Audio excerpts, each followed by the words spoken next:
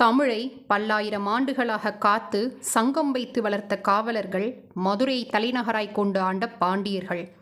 தமிழகத்தை பல முறை அழிவிலிருந்து காத்தவர்கள் பாண்டிய மன்னர்கள் என்பது மறுக்க முடியாத உண்மை. என்னதான் மதுரை பழமையான நகரமாக இருந்தாலும் கூட, அந்த காலத்திலேயே முதலில் ஆணுக்கு நிகராய் பெண்ணுக்கு அரியணை கொடுத்து அரசாளும் சம உரிமை கொடுத்தவர்கள் பாண்டியர்களே. அத்தகைய பெருமை மிக்க பாண்டிய குலத்தில் பிறந்த முதல் பெண் அரசி யாரென்று தெரியுமா? அவள்தான் திரு காமகோட்டம் உடைய ஆளுடைய நாச்சியார் அன்னை மீனாட்சி.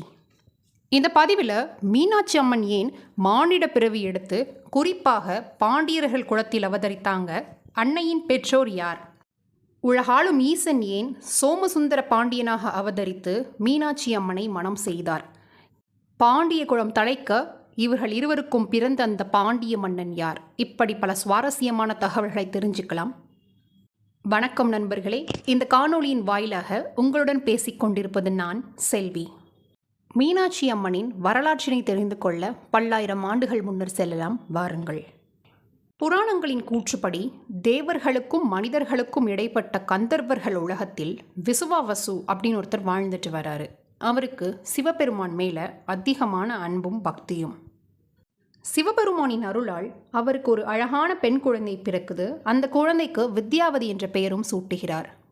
வித்யாவதிக்கு சிறு வயதிலிருந்தே அம்பாள் மீது அதிக பக்தியும் அன்பும். ஒரு சமயம் வித்யாவதிக்கு பூலோகத்தில் இருக்கிற அம்பாளை பார்த்து தரிசனம் செய்யணும்னு ஒரு ஆசை வருது. அவளோட அப்பா கிட்ட போய் அவள் விருப்பத்தையும் சொல்கிறாள். விசுவவசுவும் கடம்பவனம்னு சொல்லப்படுற மதுரையை காட்டி அங்கே வீற்றிருக்கும் அம்பாள் சியாமலையை வழிபடுமாறு சொல்கிறார். அதுபோலவே வித்யாவதி பூலோகம் வந்து அம்பாள் சன்னதி முன் நின்று மனமுருகி பிரார்த்தனை செய்கிறாள். வித்யாவதியின் பக்தியில் நிகழ்ந்து போன அம்பாள் அவள் முன்னாடி ஒரு 3 வயது குழந்தையாக தோன்றி, உனக்கு என்ன வரம் வேணும் கேள்னு சொல்கிறாங்க. அம்பாளை குழந்தையாக பார்த்த வித்யாவதிக்கு, உன் மீது நான் எப்போதும் பக்தி வைத்திருக்கணும், குழந்தையாக காட்சி தந்து நீ எனக்கு மகளாகவே பிறக்கணும் அம்மா அப்படின்னும் கேட்கிறாள். வித்யாவதியின் பக்தியில் பூரித்த அம்பாளும் அவளுடைய விருப்பத்தை அவளின் அடுத்த பிறவியில் நிறைவேற்றுவதாக வாக்கும் கொடுத்துவிட்டு மறைந்து விடுகிறார். அம்பாளின் ஆசிப்படி வித்யாவதி அடுத்த பிறவியில் சூரிய வம்சத்தில் சூரசேன மன்னனின் மகள் காஞ்சனா மாலையாக பிறக்கிறாள். தீவிர அம்பாள் பக்தியான அவள் மன்னன் குலசேகர பாண்டியனின் மகனான மலையத்துவச பாண்டியனை திருமணம் செய்கிறார். இருவரும் காதலில் ஒற்றுமையாக வாழ்ந்தும் வர்றாங்க. ஆனால் அவர்களுக்கு புத்திர பேறு இல்லை.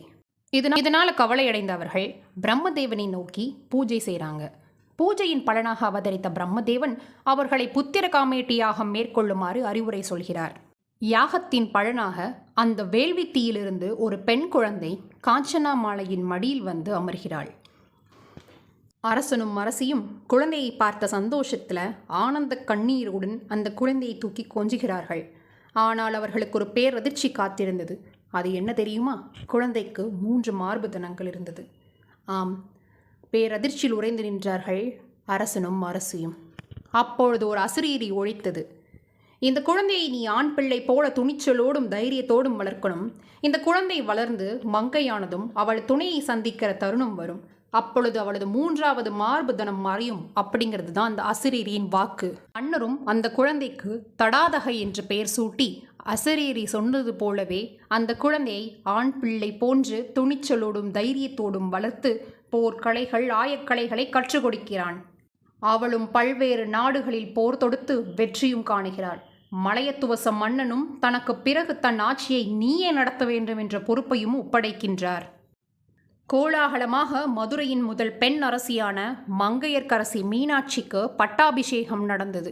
அந்த மதுராபுரி தலைவியை மக்கள் அனைவரும் அன்புடன் மரகதவள்ளி, தடாதகை, கோமகள், பாண்டி பிராட்டி, அங்கையர்கண்ணி, உலகுக்கே பசுமை தருகின்ற பச்சை திருமேனி கொண்ட அன்னை மீனாட்சி இப்படி பல்வாறு அன்போடும் அழைப்பார்கள். பட்டாபிஷேகம் முடிந்ததும் அன்னை மதுரையிலிருந்து படையுடன் கிளம்பி 8 திக்கிற்கும் சென்று போர் தொடுத்து வெற்றி காணுகிறாள். பூமியில் உள்ள அனைத்து மன்னரையும் வெற்றி கொண்டு கிழக்கு திசை சென்று அமராவதி நாட்டின் மன்னனான இந்திரனிடம் போர் புரிந்து வெற்றி அடைகிறாள். இப்படி அனைவரையும் காலில் விழ செய்த அன்னை மீனாட்சி கைலாயம் செல்கிறாள். இந்த நிகழ்ச்சியை நினைவு கூறும் வகையில்தான் இன்றும் மதுரை சித்திரை விழாவின் 8ஆம் நாளில் பட்டாபிஷேகமும் 9வது நாளில் திக்விஜய விழாவும் நடைபெறுகிறது. சரி, கதைக்கு திரும்புவோம். கைலாயத்தின் மீது போர் தொடுக்க செல்கிறார் அன்னை மீனாட்சி. அங்கு குடியிருக்கும் சிவபெருமானுக்கு மீனாட்சி யார் என்று தெரியும் அல்லவா? அதனால் அவர் உற்சாகத்துடனும் கம்பீரத்துடனும் அன்னையை நோக்கி செல்கிறார். படையுடன் வீரம் கொப்பளிக்க நிற்கிறாள் அன்னை மீனாட்சி. எதிர்ப்புறத்தில் சிவபெருமான் வருகிறார். அவர் கிட்டே வர வர அன்னையின் உள்ளத்தில் வெற்றி வேட்கை குறைந்து வெட்கம் முடிசூடத் தொடங்குகிறது. சிவபெருமானை பக்கத்தில் பார்த்ததும் தனது கையில் ஏறியிருந்த வீர வாளை கீழே போட்டுவிட்டு வெட்கத்தில் தலை குனிய அவளின் 3வது தனம் மறைகிறது. தனது மணாளனை கண்ட மகிழ்ச்சியில் அமைதியாக நிற்கிறாள் அன்னை. அப்போது எம்பெருமான் ஈசன் பேசத் தொடங்குகிறார். பாண்டிய குல தலைவியே, அங்கையர் கண்ணியே, நீ எப்போது மதுரையம்பதியை விட்டு கிளம்பினியோ அப்போவே நானும் உன்னை பின்தொடர ஆரம்பித்து விட்டேன். இன்றுதான் உன்னை நேரில் காண்கிறேன். நீ என் துணைவியாக இருக்கணுங்கிறது என்னுடைய ஆசை. உன்னுடைய விருப்பம் என்னவோ அப்படின்னும் கேட்கிறார். அன்னையின் முகம் வெட்கத்தில் சிவக்க அதுவே பதிலுமானது. ஒரு நல்ல நாளில் பூலோகம் வந்து அன்னையை மணந்து கொள்வதாக ஈசனார் உறுதியளிக்கிறார். அங்கே சிவபெருமான் மகாவிஷ்ணுவையும் பிரம்மாவையும் மற்றும் தேவர்கள் தேவகணங்களை உடன் அழைத்து வருகிறார் மதுரையை நோக்கி. ஈசனுக்கே உடைய புலித்தோலை ஆடையாகவும் பாம்புகளை அணிகலன்களாய் கொண்டு காட்சி தரும் சிவபெருமான் அன்னையை மணப்பதற்காக அவர் திருமண கோலத்தில் வந்தமையால் சுந்தரேஸ்வரர் என்ற பெயர் பெற்றார். பாண்டிய மன்னனின் மருமகனானதால் சிவபெருமானுக்கு சோமசுந்தர பாண்டியன் என்ற பெயரும் கிடைத்தது.